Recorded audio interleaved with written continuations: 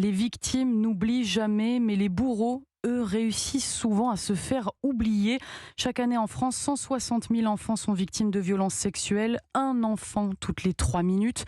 C'est ce que révèle le rapport de la Commission indépendante sur l'inceste et les violences sexuelles faites aux enfants, la Ciivise, qui présente aujourd'hui ce rapport au gouvernement. Elle y préconise de rendre imprescriptibles les faits.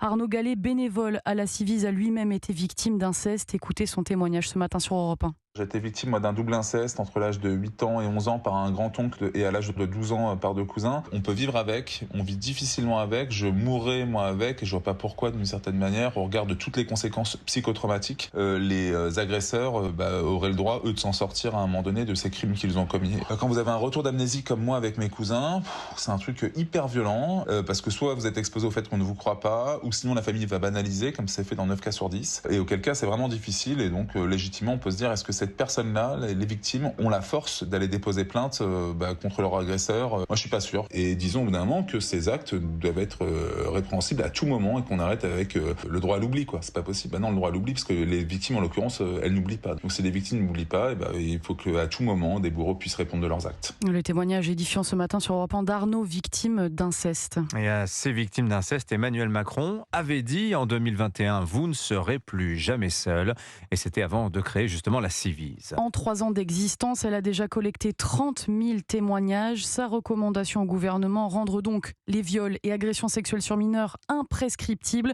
Un vieux débat juridique, Louise Salé, alors que la parole s'est enfin libérée. Oui, car pour les 3/4 des victimes écoutées par la Ciivise, les faits sont prescrits. Elles avaient en moyenne 8 ans au début des violences, dont 80% ont été commises par un membre de la famille. Le juge Édouard Durand co-préside la Ciivise. Nous savons que les violences sexuelles faites aux enfants, et notamment l'inceste, font l'objet d'un déni massif qui enferme très longtemps les victimes dans le silence. Dans l'idée même de prescription, il y a toujours l'idée qu'il aurait fallu agir plus tôt. Or, on ne peut pas opposer ça aux victimes de violences sexuelles. Mais au regard du droit français, l'imprescriptibilité ne peut fonctionner, selon une mission menée en 2017 par l'animatrice Flavie Flament et le magistrat Jacques Calmettes. Cette mesure d'imprescriptibilité n'a été retenue dans notre droit positif que pour les crimes contre l'humanité. Affecter ce type de mesure à une infraction de droit commun qu'est un crime commis contre un mineur ne suffit pas à le mettre à égalité de gravité avec le crime contre l'humanité. Par ailleurs, plus le temps passe, plus les faits sont difficiles à prouver. Actuellement, pour des crimes sexuels sur mineurs, le délai de prescription est de 30 ans à compter de la majorité de la victime. Louise Salé pour Europe 1.